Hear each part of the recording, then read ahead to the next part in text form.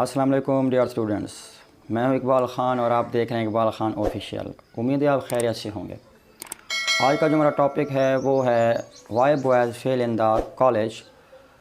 Pros book prose है और lesson number हमारा तीसरा है, उसका पार्ट 1 आज हम डिस्कस करेंगे। तो चलते हैं स्टूडेंट लेक्चर की जानिब।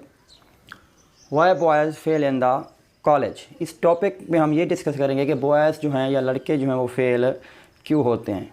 लड़कियां भी वैसे होती हैं फ़ेल, लेकिन बॉयज़ बेचारे ज़्यादा ही कुछ तनकीद में रहते हैं। तो इसको हम डिस्कस करते हैं कि लड़के जो हैं वो फ़ेल क्यों होते हैं। इस चैप्टर के अंदर बॉयज़ को जो है वो 2 ग्रुप्स के अंदर तकसीम किया गया है। 2 कैटेगरीज़ हैं। एक वो बॉयज़ हैं try to pass the exam but fail, कुछ ज़हीन तालिब इल्म हैं जो पास होने की कोशिश करते हैं लेकिन फिर भी क्या हो जाते हैं, फ़ेल हो जाते हैं। और दूसरे नंबर पे हमारे पास हैं do not try at all, और दूसरे स्टूडेंट ऐसे हैं जो शुरू से कोशिश ही नहीं करते। हम नंबर 2 वाला जो ग्रुप है हम इसको डिस्कस नहीं करते, पहले वाले को डिस्कस करते हैं कि उसकी क्या वजह है। जो कोशिश करते हैं ज़हीन तलबा लेकिन फिर भी क्या हो जाते हैं, फ़ेल हो जाते हैं। तो इसके हम काज़ेज़ और रीज़न डिस्कस करेंगे इस चैप्टर के अंदर। जो पहली काज़ है ना, पहली काज़, उसके अंदर आ जाता है जो इंटेलिजेंट स्टूडेंट होता है वो फ़ेल क्यों होता है। सबसे पहली बात जो है वो है हमारे पास nervous habits. What did you mean by nervous habits? असाबी परेशानी क्या होती है, ये क्या इफ़ेक्ट करती है स्टूडेंट को। इसमें क्या होता है जी, मेक अस वरीड, ये स्टूडेंट को क्या कर देती है जी, परेशान ड्यूरिंग स्टडी।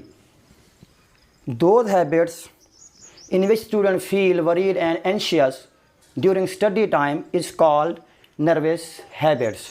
ठीक है, उसमें कुछ एग्जांपल हैं जो एक्टिविटी वो करता है ड्यूरिंग स्टडी, जो ऐसी हैबिट्स जिसके दौरान वो क्या करता है जी, स्टडी के टाइम पर अपने आप को क्या करता है, डिस्टर्ब करता है। और जो एक्टिविटी करता है उसमें जो पहले नंबर पे एक्टिविटी है उसमें है जी शार्पनिंग द पेंसिल।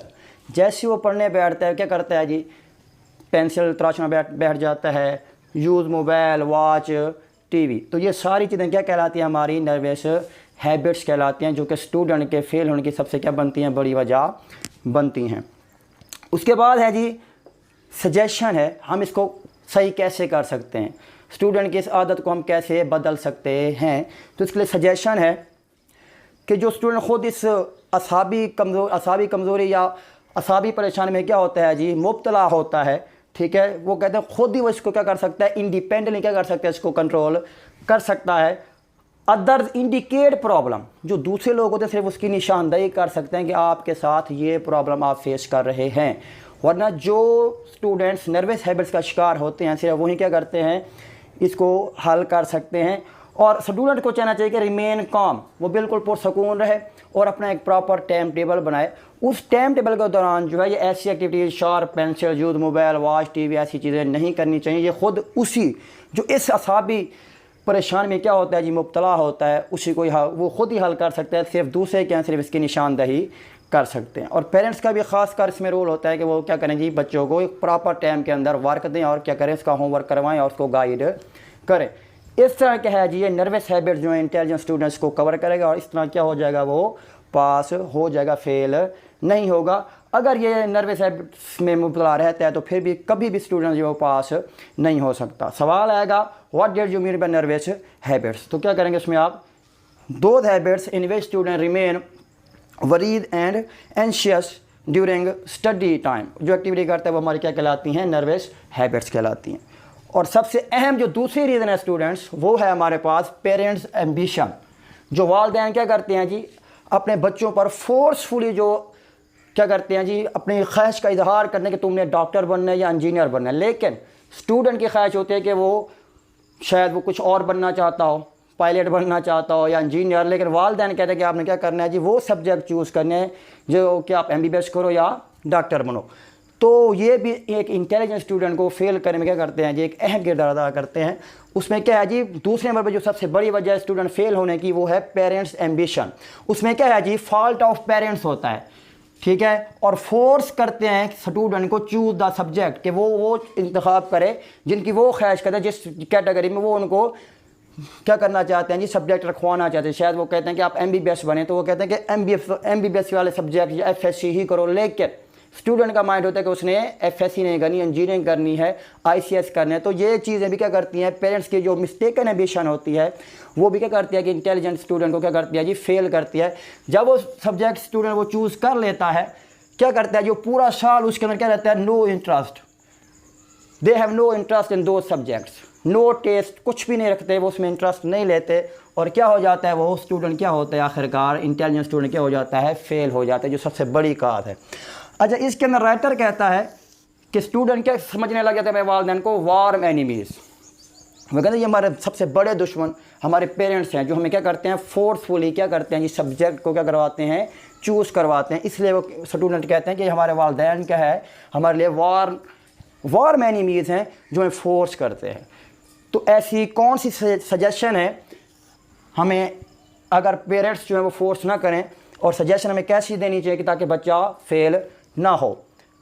तो इसमें क्या है जी, पेरेंट्स को चाहिए प्रॉपर गाइडेंस, स्टूडेंट के लिए और पेरेंट्स के लिए क्या होनी चाहिए, प्रॉपर गाइडेंस होनी चाहिए। टीचर पेरेंट्स मीटिंग होनी चाहिए जिसके अंदर वो ये डिस्कस करें कि आया कि आपके बच्चा कितना इंटेलिजेंट है और आगे जाके उनको कौन से सब्जेक्ट रखने चाहिए, और पीछे मैट्रिक लेवल पे या मैट्रिक एग्ज़ाम में उसके कौन से सब्जेक्ट में नंबर कितने अच्छे थे, उसी की बिना पे, मीटिंग होने की बिना पे आगे बच्चे को सब्जेक्ट या फील्ड का चूज़ करवाना चाहिए, बच्चे को फोर्स नहीं करना चाहिए। अवेयरनेस अबाउट सब्जेक्ट, वालिदैन को भी और बच्चों को भी, प्रिंसिपल को चाहिए कि क्या करे जी, बच्चों को अवेयर करे और उनको सब्जेक्ट के बारे में बताए।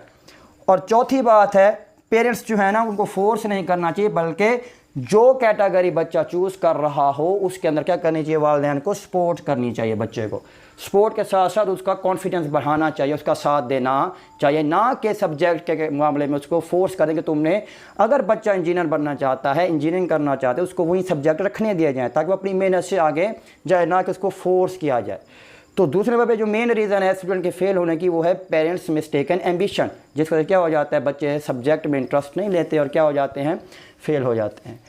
तीसरे नंबर पे सबसे अहम बात जिसमें कसूर सिर्फ स्टूडेंट का ही होता है, और वो है हमारा ओवर कॉन्फिडेंस, खुद एतमादी जो होती है, मतलब बढ़कर कोई चीज़ सोच लेना, ओवर कॉन्फिडेंस हो जाना किसी चीज़ के मामले में, खुद एतमादी से बढ़कर कोई चीज़ सोच लेना। मतलब इसमें क्या है, ओवर कॉन्फिडेंस क्या होता है, what did you mean bye over confidence, over thinking, जब आप कुछ ज़्यादा एतमाद से ज़्यादा कोई चीज़ सोचना शुरू कर देते हैं किसी चीज़ के हासिल होने के बाद। ओवर रिएक्ट ऑन समथिंग, कोई चीज़ आपको हासिल हो गई है बेस ऑफ लास्ट एक्सपीरियंस, और नेक्स्ट जाके उसी एक्सपीरियंस की बेस पे आप क्या करते हैं, ओवर रिएक्ट करते हैं, ओवर थिंकिंग करते हैं, ये हमारा क्या कहलाता है, ओवर कॉन्फिडेंस कहलाता है। अब ओवर कॉन्फिडेंस जो है वो स्टूडेंट को फेल होने की क्या बनता है, बहुत ज़्यादा वजह बनता है। अब मैट्रिक एग्ज़ाम जो है, स्टूडेंट इस खुशफहमी रहता है कि मैंने मैट्रिक एग्ज़ाम जो है ना वो लिटिल एफर्ट्स के साथ क्या कर लिया, साथ ही पास कर लिया था, और वो नेक्स्ट चाहे एफएससी है या कोई भी फील्ड है उसके अंदर वो ये सोचता है कि वो पास कर जाएगा कॉलेज का एग्ज़ाम उसी एफर्ट से, ये उसका ओवर कॉन्फिडेंस कि मैं उतनी ही मेहनत करूंगा और आगे कॉलेज का एग्ज़ाम भी वैसे ही पास कर लूँगा विद लिटिल एफर्ट, उस थोड़ी सी कोशिश के साथ।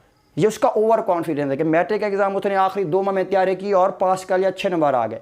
फिर वो ये सोचता है कि एफएससी है चाहे आईसीएस है, इंटर है, उसके अंदर भी मैं ऐसा ही करूंगा कि पास कॉलेज एग्जाम कर लूँगा विद लिटिल एफर्ट। ये सारा उसका क्या कहलाता है, ओवर कॉन्फिडेंस।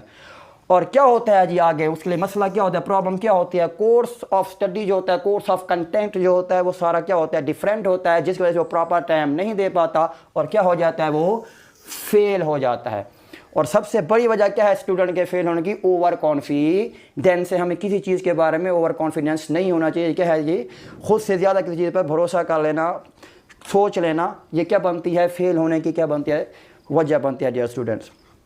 अब इस चीज़ को कम कैसे किया जा सकता है, सजेशन क्या होनी चाहिए हमारे साथ, हमारे पास क्या होनी चाहिए, ओवर कॉन्फिडेंस बच्चे के अंदर किस तरह कम किया जाए, इसको किस तरह गाइड किया जाए। सजेशन ये हैं, टीचर काउंसलिंग होनी चाहिए।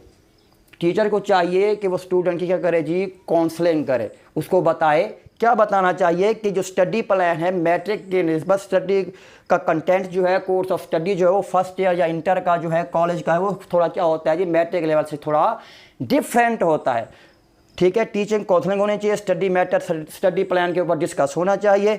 स्टूडेंट को चाहिए कि वो क्या करे जी, आगे क्या करे जी, मेहनत करे, अपने सब्जेक्ट को समझ कर उतना ही टाइम दे उनको, उसको मेहनत करे। स्टूडेंट को क्या करना चाहिए, आगे भी हार्ड वर्क करना चाहिए बनिस्बत ओवर कॉन्फिडेंस रहने के।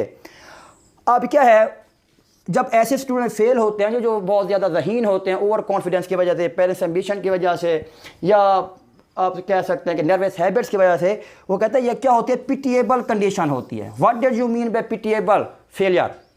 पिटिएबल फेलियर से क्या मुराद है? वो कहते हैं किसी इंटेलिजेंट स्टूडेंट का फेल हो जाना।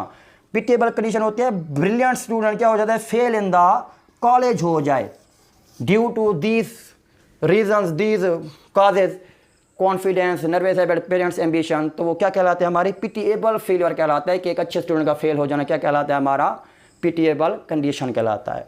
तो ओवर कॉन्फिडेंस नहीं होना चाहिए और हमें क्या करनी चाहिए, प्रॉपर मेहनत करनी चाहिए, टीचर को काउंसलिंग करनी चाहिए, स्टडी प्लान बताना चाहिए, स्टूडेंट को वर्क करना चाहिए ताकि स्टूडेंट फेल ना हो। तो डियर स्टूडेंट, ये थे हमारे 3 मेन रीज़न। पार्ट फर्स्ट हमने डिस्कस किया।